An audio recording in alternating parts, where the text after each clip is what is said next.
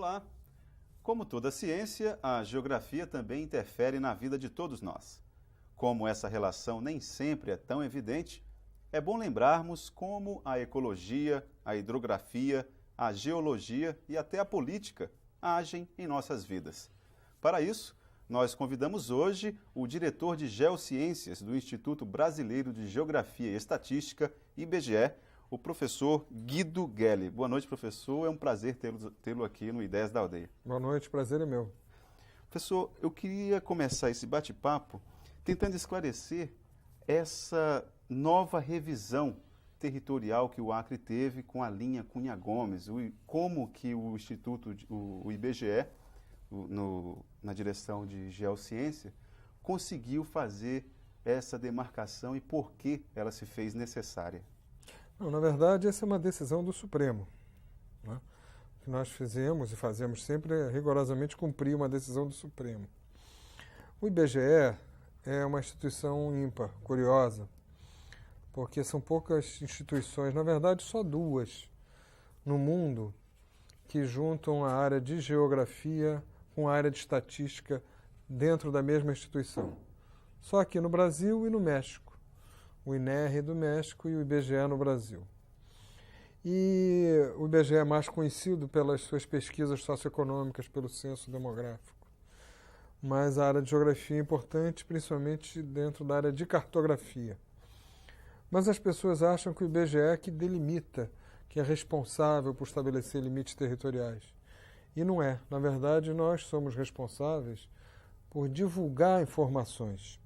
E divulgamos informações, fazemos os levantamentos e as pesquisas e divulgamos essas informações por municípios, por estados da federação e por outros recortes, por exemplo, por bacia hidrográfica, por região, micro-região, mesorregião, enfim, área de influência de alguma cidade, uma região metropolitana. Mas não é a nossa atribuição definição de limites territoriais. Então, isso é bom que fique bem claro. Na verdade, os limites entre os estados da federação é atribuição do Congresso Nacional. E os limites entre os municípios é atribuição das assembleias legislativas. E quando há dúvidas ou algum questionamento, essa decisão chega até o Supremo. No caso entre o Acre e o Amazonas, foi uma decisão do Supremo.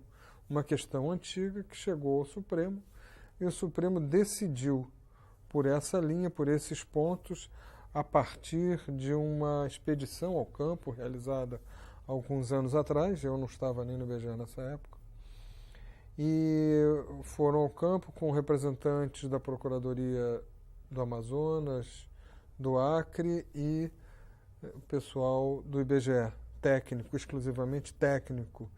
Né? O nosso pessoal faz a demarcação no local, ou seja, nós hoje trabalhamos com uns aparelhos de GPS, né, utilizando informação de satélite para identificar o ponto no local. E foi o que nós fizemos lá na época. Foram identificados esses pontos e o Supremo tomou essa decisão. Então nós praticamos essa decisão. Fomos lá e executamos, e nos nossos mapas novos estamos considerando, nas nossas pesquisas e na divulgação das informações a partir daí, nós somos obrigados a cumprir rigorosamente o que diz o Supremo. Como devemos entender a importância dessas divisões? Por que elas são importantes, inclusive para a pesquisa? Olha, de várias maneiras. Em primeiro lugar, essas pesquisas todas socioeconômicas e de recursos naturais, de meio ambiente que nós realizamos e divulgamos, são importantes para as prefeituras, para os estados poderem tomar iniciativa, né, e adotar políticas públicas. Então é importante, por exemplo, para um município saber a necessidade, saber a quantidade de pessoas em nível, com idade escolar, né, ou por faixa etária, né, o atendimento para a saúde, para a habitação, a demanda por transporte, por toda sorte de serviços. Né? Quando nós olhamos um município, quando nós olhamos uma rua, e eu também gosto muito, das coisas que eu mais gosto de fazer é dar aula. Então, eu costumo desenhar uma rua, um perfil, e mostrar e fazer uma pergunta, principalmente quando dou aula para jovens, para ver se as pessoas têm ideia da quantidade de coisas que a gente tem que colocar ali, que existem ali. Então você faz uma rua e começa a mostrar, desde a rua, o próprio calçamento, né? Pavimentação, se asfalto, paralelepípedo, meio-fio, né? A sarjeta, a saída da água da chuva, os canais, os tubos que levam águas pluviais, a rede de esgoto que vem das casas, que é separado da rede de águas pluviais, a água que chega nas casas é um outro encanamento, né?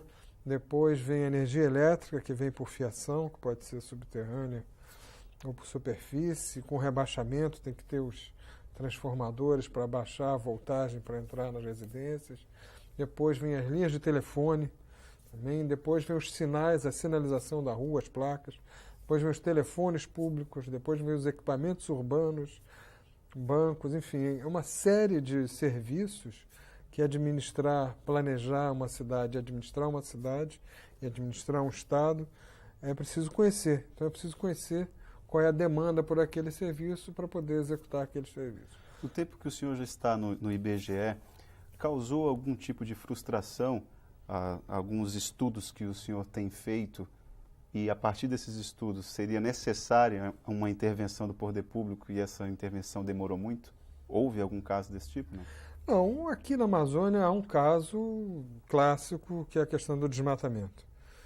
Né? Nós hoje estamos vivendo aqui uma situação sempre, hoje não, há muitos anos que estamos vivendo uma situação de crítica internacional por conta do desmatamento na Amazônia.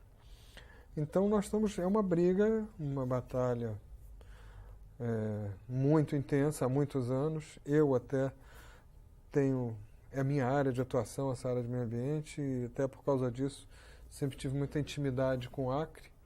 Tive a oportunidade de conhecer pessoalmente o Chico Mendes, e depois o Osmarino, o Gormercindo, e depois a própria ministra, hoje ministra Marina Silva, o Jorge Viana, o Tião Viana, enfim.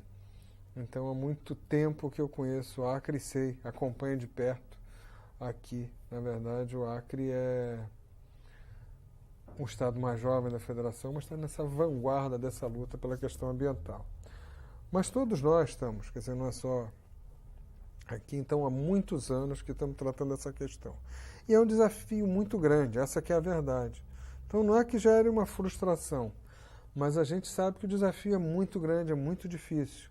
Nós lutamos contra poderes, né, muito fortes e também contra não, mas com questões emblemáticas, difíceis de se lidar. No caso da Amazônia, né? No caso da Amazônia, já lhe interrompendo e pedindo desculpa, mas como que a diretoria de geociências do IBGE está analisando essa entrada da soja na região amazônica? Pará já faz concessões, Rondônia também não esconde esse desejo de entrada da soja, já tem plantações. Como é que é analisado? Essa é uma das grandes questões, né? Uma das, mas isso. Então o que nós fazemos como IBGE? O IBGE é um órgão que realiza pesquisa e divulga informações para que o poder público e para a sociedade, né, a nossa missão é produzir e divulgar informações para que a sociedade conheça o país, né, e o poder público possa tomar decisões. É a nossa missão institucional. Embora as pesquisas também tenham um cunho ideológico, toda pesquisa tem, né? Não, bom, no caso do IBGE não. Ela é totalmente imparcial, porque são técnicos, né? E a nossa missão, a nossa principal matéria-prima do IBGE é a precisão, é a acuidade. Então, se uma determinada informação vai favorecer ou não, vai agradar ou desagradar, a nossa missão é retratar. E a missão efetivamente é retratar. É retratar o país com informações necessárias ao seu conhecimento e ao exercício da cidadania. Essa é a missão institucional do IBGE. Então, nossa missão é retratar. Se, para usar o próprio retrato que está na nossa missão, se alguém sai bem ou sai mal no retrato, não temos esse cuidado e não tem retoque. A nossa principal missão e a nossa satisfação é que esse retrato seja o mais rigorosamente perfeito, ou seja, nós temos que descrever a realidade com maior precisão. A precisão é a nossa meta. Então, no caso aqui da Amazônia, voltando para a Amazônia, nós o que estamos fazendo, e agora estamos aqui nesse momento justamente numa reunião importante, que é de uma base compartilhada de dados na Amazônia, o BCDAN, mas nós do IBGE o que estamos fazendo é montar bancos de dados com informações de recursos naturais. Né? Então, o IBGE herdou o antigo projeto RADAN, um projeto dos anos 70 e 80, com informações de solos, né? Úteis para a agricultura, por exemplo, para ver as aptidões agrícolas de cada local, informações do subsolo, que são informações de geologia, né? Que tem a ver com a exploração dos recursos minerais, né? Do conteúdo do subsolo. Na verdade, são pesquisas, no caso do subsolo, realizadas pela Companhia de Pesquisa de Recursos Minerais, que é o Serviço Geológico do Brasil, no caso de solos, da Embrapa. O que nós fazemos é mapear esses recursos com as informações do antigo projeto RADAN, que o IBGE absorveu. Informações da cobertura vegetal, né, também de vegetação, essas têm que ser atualizadas mais permanentemente. Obviamente, o subsolo e o solo não mudam tanto, o que muda é a cobertura vegetal. A vegetação muda, né? E o que muda também, que nós mapeamos, é o uso da terra, ou seja, aquilo onde é que as cidades estão crescendo, e qual uso que é dado, se é uso agrícola, se é uso de preservação. Qual a periodicidade, professor, desses estudos sobre a vegetação amazônica? Olha, nós acabamos de concluir um levantamento da Amazônia, uma atualização do antigo projeto RADAN. O que nós fazemos é um monitoramento contínuo utilizando imagem de satélite, mas o mapeamento da vegetação ele é feito a cada 5, 10 anos, dependendo da região, dependendo se a região está mais ou menos sujeita à ação do homem ao antropismo. E a Amazônia está bonita na foto ou não? A Amazônia ainda sai bastante bonita na foto. O que acontece é que existem grandes pressões. A Amazônia é muito grande. Na verdade, pois é, isso, voltando ao nosso desafio, que é montar esse banco de dados, é conhecer a Amazônia. É só conhecer que nós vamos preservar. Qual é o nosso desafio?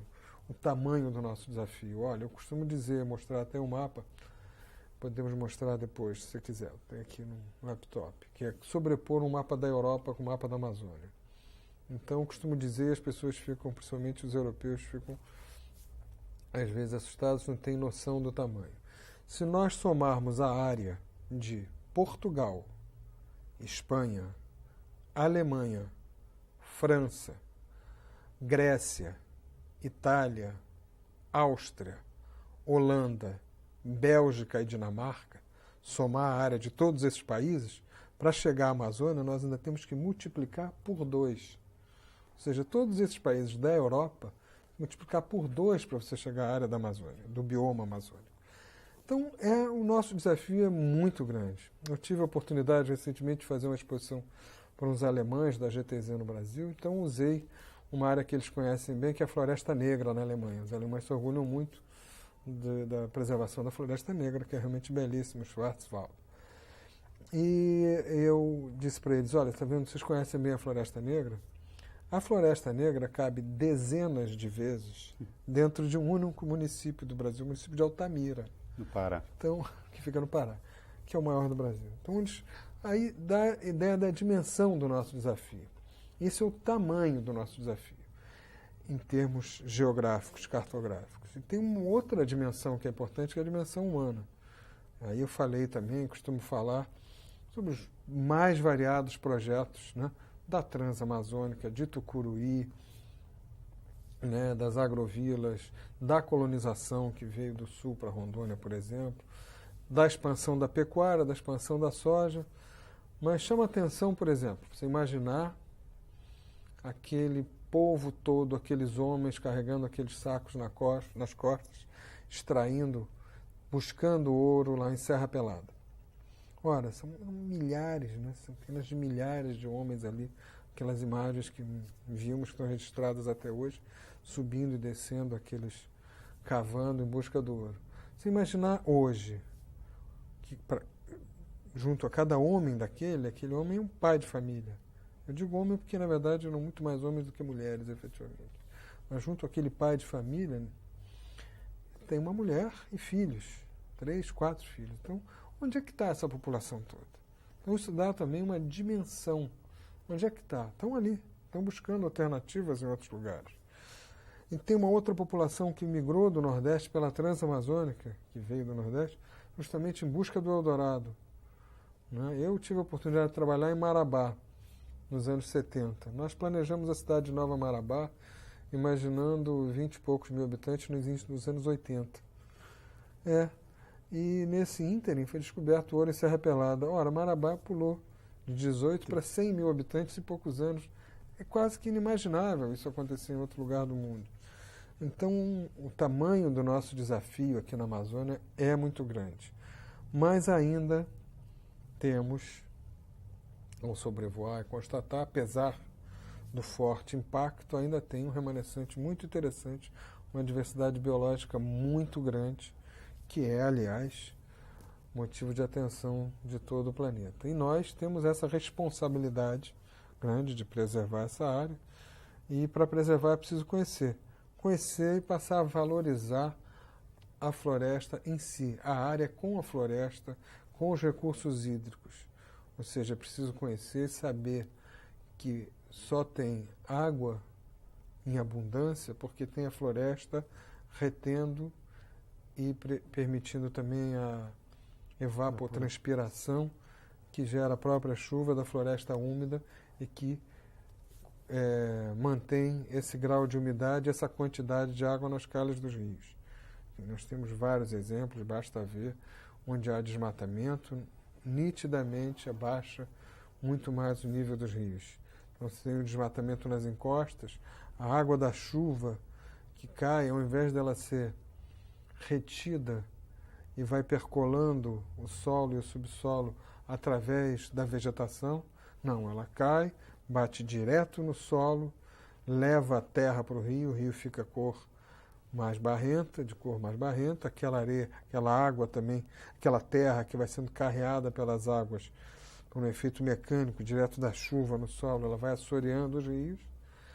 Então, em época de cheia, o rio sobe muito, mas na época de seca, o rio também não tem aquele escoamento natural daquela água do lençol freático que é retida pela própria vegetação. Então, o desmatamento provoca erosão, o desmatamento provoca enchente, o desmatamento provoca seca. Então, é preciso encontrar alternativas, é preciso valorizar os recursos naturais, é preciso dar o verdadeiro valor que os produtos da floresta têm, de ecoturismo, de todo o extrativismo da borracha, da castanha, enfim, todas as alternativas, tudo que representa isso, essa enorme riqueza, essa biodiversidade para todos nós. Professor, nós vamos interromper agora, fazer um breve intervalo, mas voltamos em instantes. O Ideias da Aldeia volta após o intervalo.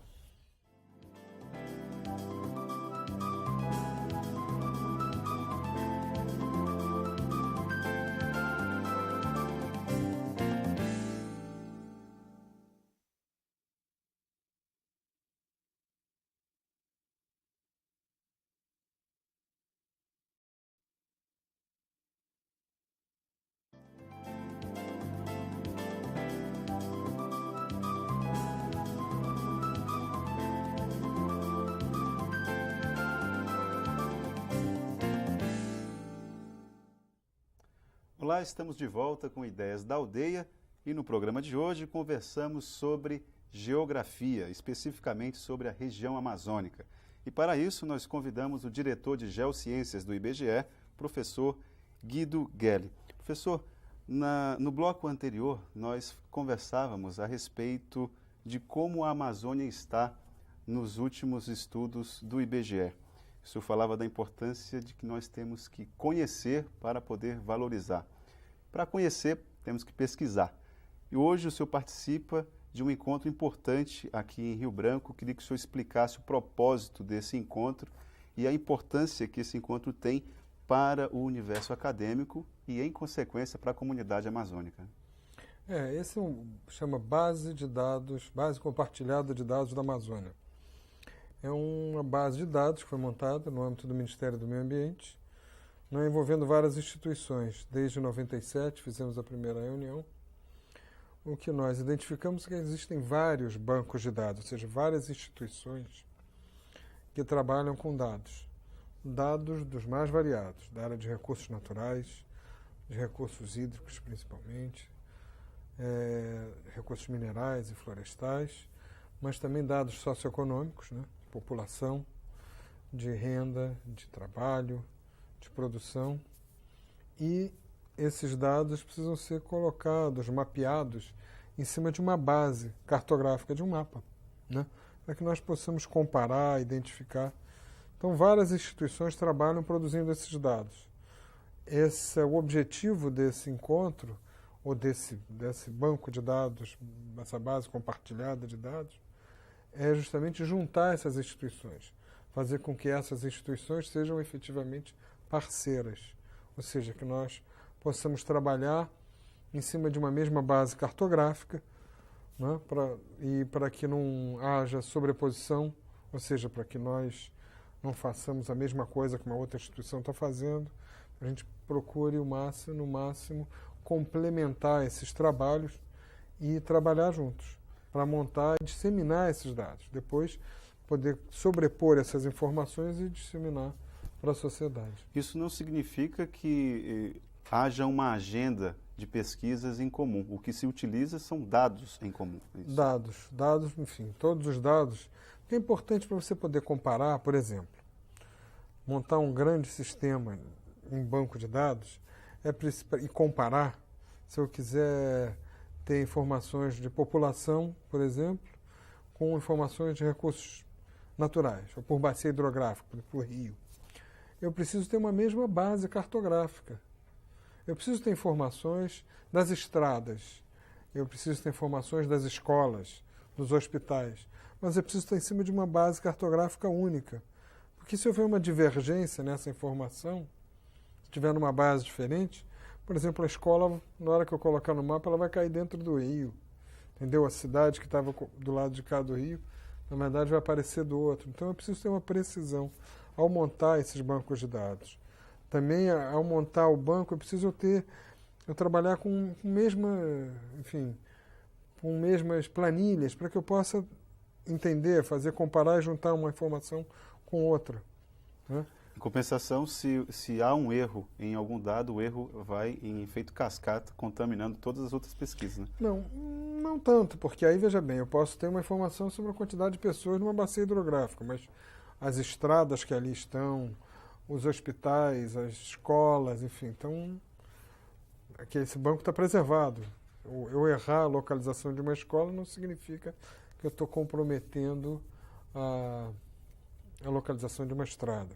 Até porque hoje a tecnologia permite que a gente trabalhe por camadas. Então, por exemplo, eu tenho como se fosse transparências, para entender, né? Eu tenho um mapa base, uma base cartográfica que a gente chama, depois eu tenho uma camada onde eu tenho as estradas todas. Não só as estradas, mas toda sorte de transportes hidroviários, né? Ferrovias, rodovias, portos, enfim. Eu posso até ter cada uma desses transportes por uma camada, tanto faz. Posso ter tantas camadas quantas eu queira. E numa outra camada eu posso ter, por exemplo, localizado todas as escolas.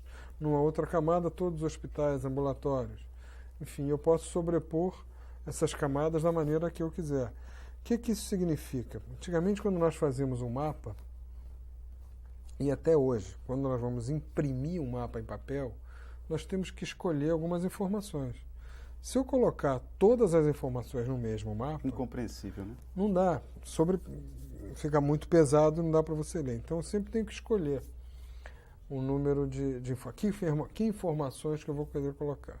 Hoje, não. Eu posso, em meio digital, ou seja, num CD, eu posso fazer por camadas, então não tem problema nenhum. Eu tenho quantas camadas eu quiser, ad infinito. Da mesma maneira, eu tenho a grande facilidade da atualização. Foi o que você falou, da precisão dos dados. Eu posso, tendo vários parceiros, no caso o Ministério dos Transportes, Ministério da Saúde, Ministério da Educação, cada um recebe a mesma base de dados. Então, O próprio Ministério dos Transportes ele recebe, o Ministério da Saúde recebe aquelas informações atualizadas do sistema de transporte. E vice-versa. E cada um atualiza a sua camada. Então, antigamente eu tinha um mapa, por exemplo, aquele mapa de 1992.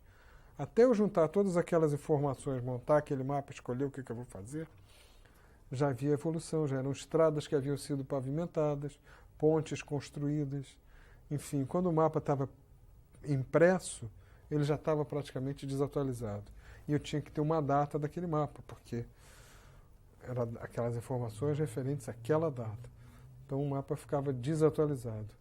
Hoje, com e-mail eletrônico, e-mail magnético, na verdade, com o uso do computador e desses instrumentos todos, a gente tem essa facilidade de montar essa base de dados. Professor, o zoneamento ecológico econômico é um instrumento que o poder público tem para poder fazer uma espécie de mapeamento, tanto do ponto de vista ecológico, geográfico, econômico mesmo, efetivamente, distribuição de setores da economia regional, que pode explorar determinadas regiões das mais variadas formas. Setores da economia acreana reclamam que o atual zoneamento ecológico do governo do estado do Acre não está em uma escala satisfatória que possa possibilitar um estudo mais correto, mais preciso. De que forma o IBGE, de que forma esse encontro de hoje também pode contribuir para minimizar esses problemas que devem existir em outros estados também? Nós estamos trabalhando aqui, particularmente com o estado do Acre. O governador nos convidou, nos chamou, nós temos um trabalho conjunto, um convênio, e um desses trabalhos que nós fazemos junto com o Ministério do Meio Ambiente é o zoneamento ecológico econômico. Alguns técnicos do IBGE têm vindo para cá. O objetivo do zoneamento é justamente conhecer, identificar essas áreas e definir o que pode aqui e o que não pode. Ou seja, até que ponto você pode usar a terra e para quê, né? Aquela terra é mais adequada em função do relevo, do solo e do subsolo, para quê? A quantidade de recursos hídricos, a demanda por recursos hídricos, enfim. E aí poder definir e dizer, não, aqui é uma área destinada mais adequada à pecuária. Aqui não, porque o solo é mais adequado para a agricultura. Ou aqui não, aqui essa área é uma área de preservação. Aqui é uma área mais adequada para reservas extrativistas. Então, preservação da floresta com uso e manejo sustentável. Enfim, são vários usos que a gente pode, em função do que a gente chama de aptidão, né, ver os usos mais adequados e aí fazer o zoneamento. E ali dizer, aqui isso pode, aquilo não pode. Governos do Pará, de Rondônia, eles não utilizam desse instrumento, dessa ferramenta, para poder precisar que determinada área deve se plantar essa ou aquela cultura, porque o que pode explicar, por exemplo, a soja em Rondônia, em plena Amazônia, ou no Pará? O IBGE não poderia municiar o governo federal, o Ministério do Meio Ambiente, para poder não impedir, mas pelo menos conscientizar as comunidades de que determinada cultura não é adequada para a região?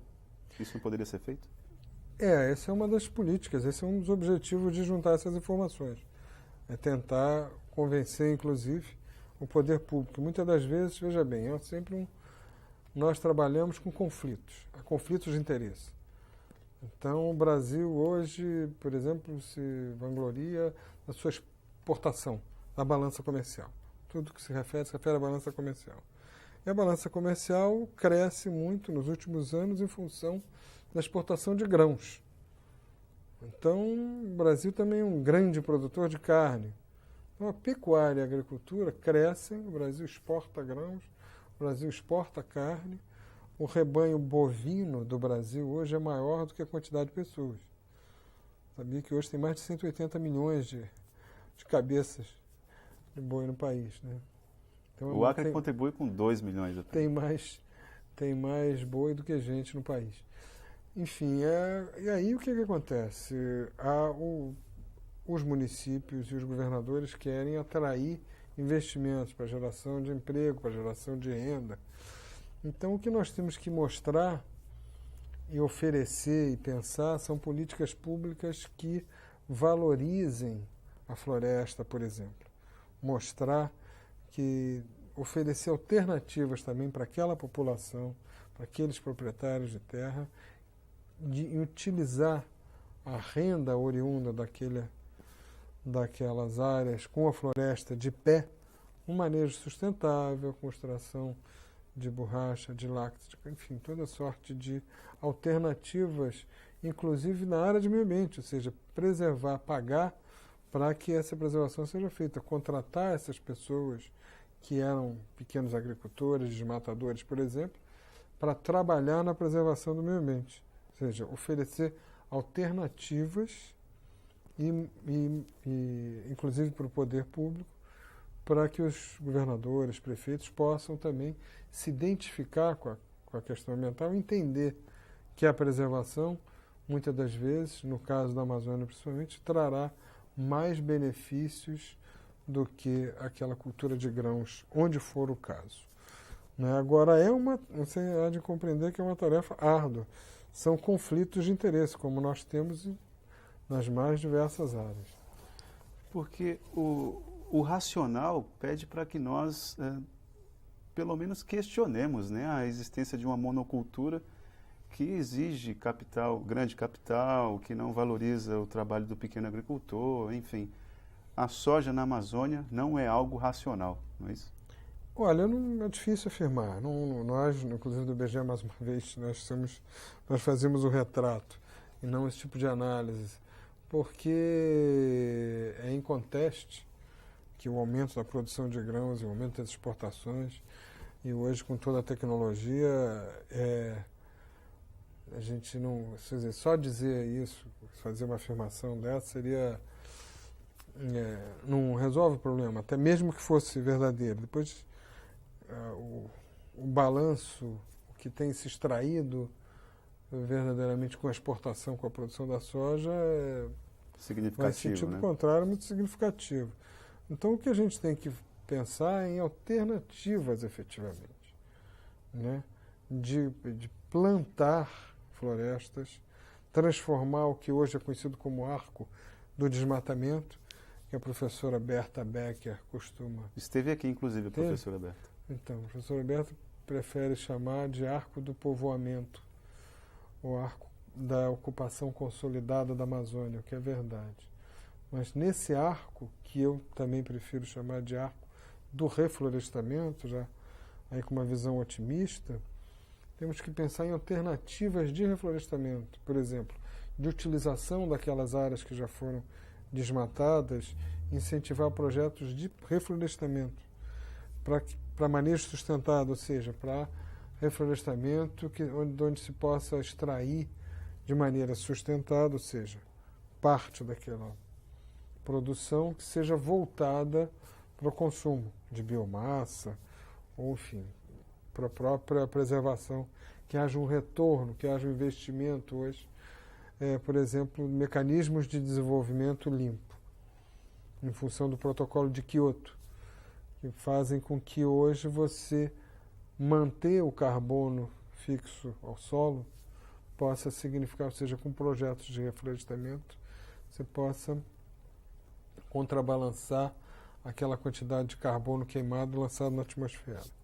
Enfim, então são projetos desse gênero, entendeu? São iniciativas desse porte que nós estamos tentando implementar, correndo atrás. No caso do IBGE, o que nós fazemos, mais uma vez, é montar esse retrato. Cada vez mais trazer essas informações, sem pré-julgamento nenhum, é só o retrato. E o retrato, quanto mais preciso, mais será gratificante para nós que produzimos essa informação. E o senhor, como técnico, qual a impressão que lhe causa a classe política na região norte em relação a esse tipo de política, de política ambiental? Há uma vontade em tentar lutar por essas questões de reafirmação da questão ambiental, até como diria até revolucionária, porque a questão ambiental hoje em dia ela está nos forçando a rever todos os nossos conceitos, né? Olha, eu diria que é uma evolução muito grande nos últimos anos. Ainda estamos correndo atrás do prejuízo. Mas há uma mudança muito grande nos últimos anos para cá. Eu, com esses cabelos brancos, comecei minha vida profissional na Amazônia na década de 70 e posso lhe assegurar que é uma mudança muito grande de comportamento da própria classe política, dos governantes, enfim. Naquela época não se falava nem em meio ambiente. Eu fui olhar o significado da palavra ecologia quando eu morava em Belém, trabalhava lá no dicionário do Aurélio. Então, de lá para cá, e a política na época era de incentivo à ocupação da Amazônia, nos anos 70. Era aquela lei de incentivos fiscais que incentivava a pecuária, era boi no pasto. Então se tocava fogo na mata, daquela gramínea, das cinzas nascia aquela primeira grama, pegavam os bois, soltava ali e ia buscar recursos, né? Porque aquilo significava desenvolvimento. Era o que se podia chamar de desenvolvimento, geração de emprego, renda, mas não tinha nada disso. Soltar aquele boi no pasto, pecuária extensiva, essa sim, absolutamente inadequada. Né? E, bom... Hoje o quadro mudou. Hoje o quadro mudou bastante. Enfim, se eu tive o privilégio de conhecer o Chico Mendes e vir como batalhador, não podíamos imaginar, e não tem tanto tempo assim, né, de 88, quando faleceu o Chico para cá, de um tempo para cá, desse tempo para cá, nós temos hoje um governador do estado aqui, amigo do Chico Mendes, seguindo a linha de pensamento do Chico Mendes, é o Jorge Viana, um senador, Tião Viana, a ministra do Meio Ambiente também aqui do Acre. Enfim, então hoje eu posso dizer, assegurar tranquilamente que nos outros estados também da federação, no governo federal, de lá para cá foram criadas instituições, o Ministério do Meio Ambiente, o próprio IBGE, as outras instituições hoje estão voltadas e preocupadas para a questão ambiental. Hoje houve uma mudança muito grande, uma evolução muito grande, à custa de muito esforço, muito sangue, suor e lágrimas. Mas se hoje ainda a ação do homem ainda é muito deletéria, é muito destruidora, enfim, ainda há esse conflito de interesses muito grande, pelo menos em termos de conscientização e de evolução por parte da classe política nos últimos anos, a evolução é muito grande. Hoje nós estamos aqui falando desse assunto cada vez mais, o interesse é cada vez maior. Os meios de comunicação têm um papel importantíssimo e têm dedicado bastante espaço a isso. Enfim, a luta é grande, a nossa batalha é grande, o desafio é muito grande pela dimensão, né, dos problemas, mas, por outro lado, a gente percebe uma evolução bastante grande e isso é gratificante. E o IBGE contribui com essas informações, com todas as informações. Tem um site, das pesquisas que realiza. Eu convido a todos a conhecer o IBGE. O site do IBGE, aliás, é o segundo site mais visitado do Brasil. Qual é o site? www.ibge.gov.br. É um site muito amigável, tem inclusive uma parte didática muito interessante para jovens. Tem o IBGE Teen, para jovens adolescentes, tem o IBGE para crianças, tem toda a sorte de informações de todas as pesquisas que realizamos estão lá no site. Além disso, também as pessoas podem procurar as livrarias do IBGE em todos os estados, em todas as capitais tem. Nós temos agências também em mais de 500 municípios do Brasil. Então, seja no site, seja no local, nas nossas bibliotecas, visitando, procurando, encontrando conosco, ou escrevendo, pedindo material, escolas, pessoas, todos que precisarem da nossa colaboração. Essa é a nossa missão e nós fazemos com o maior prazer. Professor, agradeço a sua entrevista. Infelizmente, o nosso tempo encerrou. Queria agradecer, em nome da equipe do Ideias da Aldeia, sua presença aqui no nosso programa. Eu que agradeço, contem conosco, parabéns. Obrigado, e esse foi mais um Ideias da Aldeia. Até o nosso próximo encontro.